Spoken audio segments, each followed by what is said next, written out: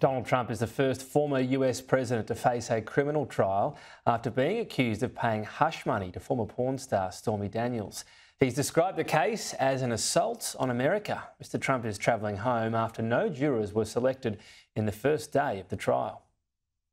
In Midtown Manhattan, he stepped out and stepped in to the history books. The long arm of the law beckoned Donald Trump downtown. For a first former president to be criminally prosecuted, this was the first day of his trial. The people of the state of New York versus Donald J. Trump, even if he called it by another name. This is political persecution. This is a persecution like never before. Nobody's ever seen anything like it. And again, it's a case that should have never been brought. It's an assault on America. First time in history, lawyers for Trump. Donald Trump chegou aqui. The crowds for and against were out for this, one of 4 trials that Donald Trump faces.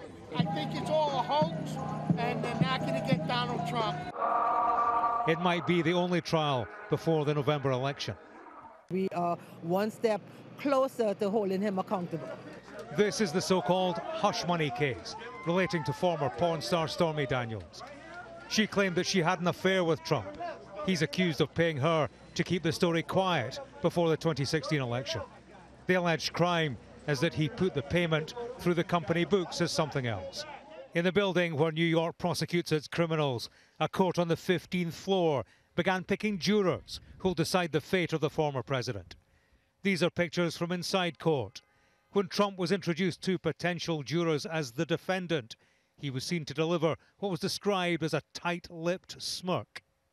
If a 12-member jury ultimately convicts Donald Trump, it won't necessarily lead to his imprisonment. It is highly unlikely, because it's not a violent crime, that he will get sentenced to jail. I can see if he's convicted that he would be sentenced to probation or even community service. You can see Donald Trump cleaning up the streets as part of a sentence, or he can be sentenced to jail, but I think that's highly unlikely.